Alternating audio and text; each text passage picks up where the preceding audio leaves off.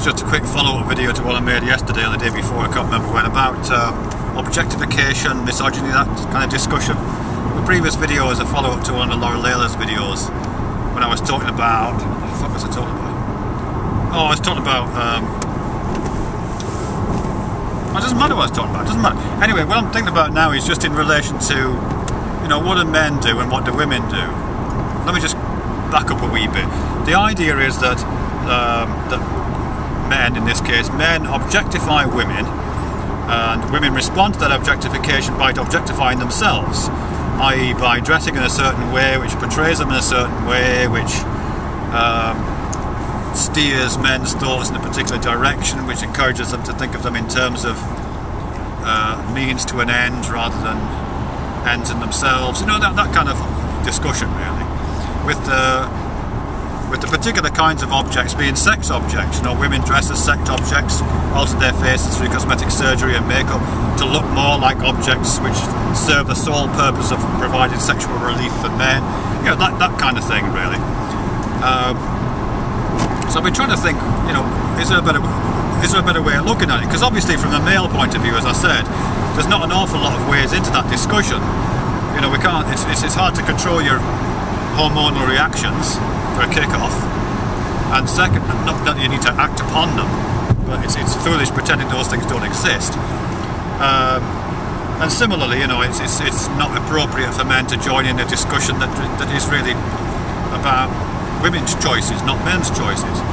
But is there a male discussion to have? And I think there is, and I think it's about a certain kind of naturalisation of what an identity performance looks like. God, that was a really obtuse sentence. Let me rephrase that.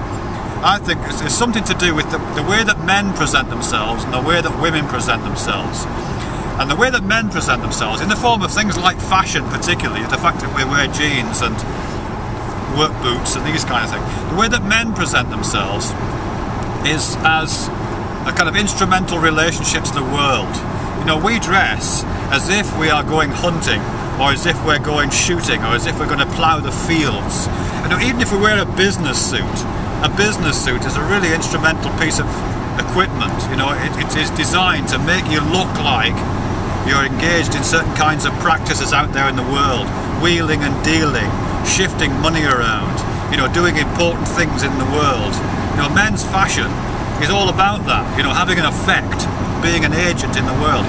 Women's fashion, or at least some of it, certainly the tartier versions of it, the ones I've been talking about, other people have been talking about recently, isn't designed to look like it has an instrumental function in the world. It's designed to look as if it has a function influencing men.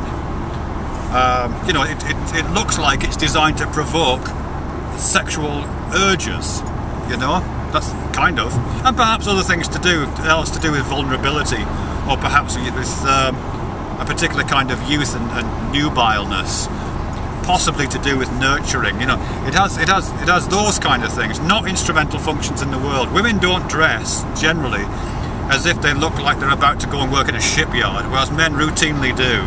You know, women don't dress as if they're about to plough the fields for 8 hours. Men routinely do. I do. You know, I'm wearing jeans right now. Of course, yes, jeans are comfortable. We can go through that discussion if you like. But lots of things are comfortable. You know, a pink romper suit is comfortable, but I'm not wearing a pink romper suit. I'm wearing a pink shirt. But, you know, my trousers are completely innocuously male workwear. And that's all, as I say, all male fashion tends to be like that. Very little male fashion is designed to accentuate the body, at least not primarily. It's designed to look as if we're about to do a really important job, you know. But the fact is that most men aren't doing those kind of jobs. I'm wearing jeans, I work in a theatre department, you know, in a university. I could wear a pink romper suit for work, it wouldn't make the slightest bit. I could wear a dress to work, it wouldn't make the slightest bit of difference, but I don't. I still wear Levi jeans as if I'm doing what Levi's originally designed jeans for, you know, working in a farm or something like that. And the same is true for most males. You know, very few of us do hard physical labour which requires workwear.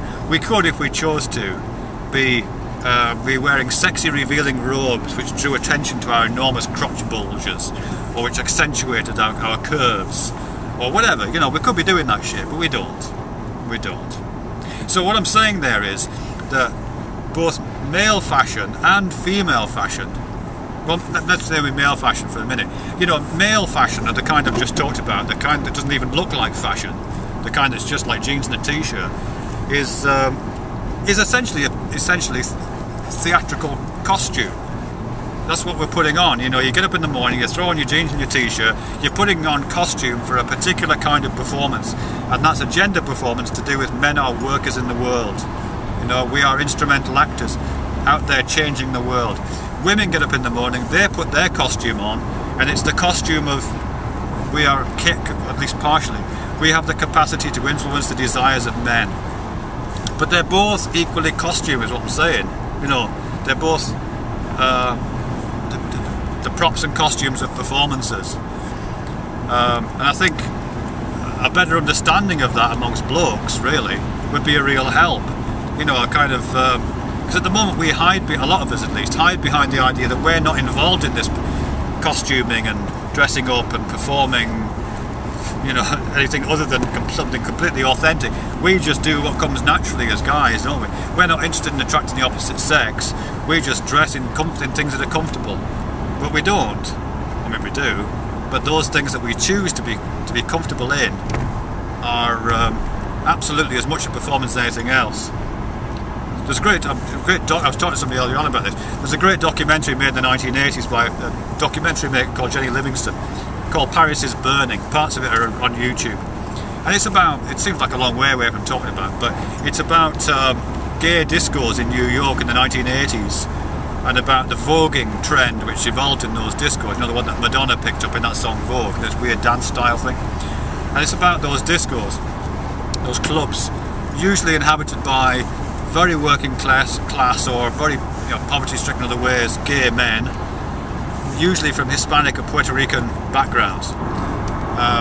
So a quite disadvantaged group. But one of the things that happened in these clubs was really unusual, was they had what they called balls, which are like fashion shows, but also like fancy dress parades, a bit of both, and in which they would drag up. There would be drag balls, essentially. And some of them, yes, absolutely would be dressing, and there'll be a series of categories of what kind of drag you wore.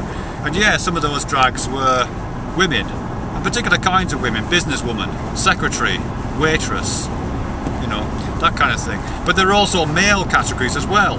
So men would drag up as other kinds of men, you know, to just demonstrating the performance nature of this stuff.